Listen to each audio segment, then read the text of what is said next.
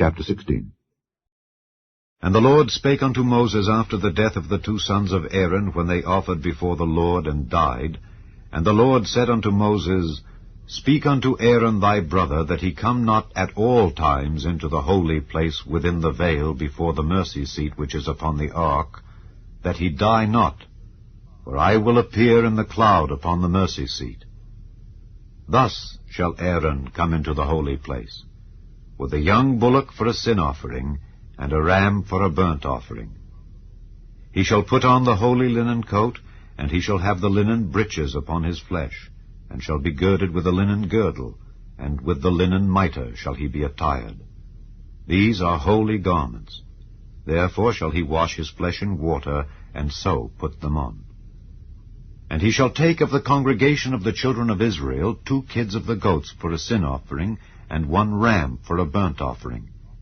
And Aaron shall offer his bullock of the sin offering, which is for himself, and make an atonement for himself and for his house.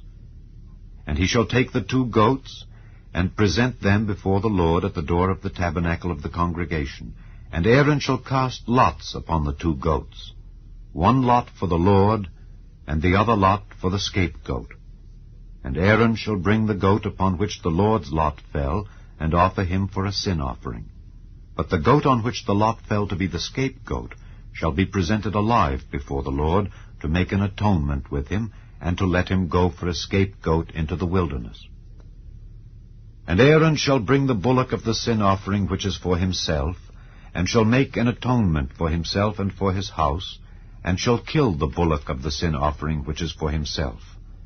And he shall take a censer full of burning coals of fire from off the altar before the Lord, and his hands full of sweet incense beaten small, and bring it within the veil. And he shall put the incense upon the fire before the Lord, that the cloud of the incense may cover the mercy seat that is upon the testimony, that he die not. And he shall take of the blood of the bullock, and sprinkle it with his finger upon the mercy seat eastward. And before the mercy seat shall he sprinkle of the blood with his finger 7 times. Then shall he kill the goat of the sin offering, that is for the people, and bring his blood within the veil, and do with that blood as he did with the blood of the bullock, and sprinkle it upon the mercy seat and before the mercy seat. And he shall make an atonement for the holy place because of the uncleanness of the children of Israel, and because of their transgressions in all their sins.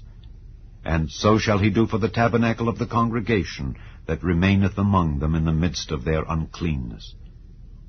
And there shall be no man in the tabernacle of the congregation, when he goeth in to make an atonement in the holy place, until he come out, and have made an atonement for himself, and for his household, and for all the congregation of Israel. And he shall go out unto the altar that is before the Lord, and make an atonement for it, and shall take of the blood of the bullock and of the blood of the goat, and put it upon the horns of the altar round about. And he shall sprinkle of the blood upon it with his finger 7 times, and cleanse it, and hallow it from the uncleanness of the children of Israel. And when he hath made an end of reconciling the holy place, and the tabernacle of the congregation, and the altar, he shall bring the live goat. And Aaron shall lay both his hands upon the head of the live goat, and confess over him all the iniquities of the children of Israel, and all their transgressions in all their sins, putting them upon the head of the goat, and shall send him away by the hand of a fit man into the wilderness. And the goat shall bear upon him all their iniquities unto a land not inhabited. And he shall let go the goat in the wilderness. And Aaron shall come into the tabernacle of the congregation, and shall put off the linen garments which he put on when he went into the holy place, and shall leave them there. And he shall wash his flesh with water in the holy place, and put on his garments, and come forth, and offer his burnt offering and the burnt offering of the people, and make an atonement for himself and for the people. And the fat of the sin offering shall he burn upon the altar. And he that let go the goat for the scapegoat shall wash his clothes, and bathe his flesh in water, and afterward come into the camp. And the bullock for the sin offering, and the goat for the sin offering, whose blood was brought in to make atonement in the holy place, shall one carry forth without the camp, and they shall burn in the fire their skins and their flesh and their dung. and he that burneth them shall wash his clothes, and bathe his flesh in water, and afterward he shall come into the camp. And this shall be a statute forever unto you, that in the 7th month, on the 10th day of the month, ye shall afflict your souls, and do no work at all, whether it be one of your own country, or a stranger that sojourneth among you. For on that day shall the priest make an atonement for you, to cleanse you, that ye may be clean from all your sins before the Lord. It shall be a Sabbath of rest unto you, and ye shall afflict your souls by a statute forever.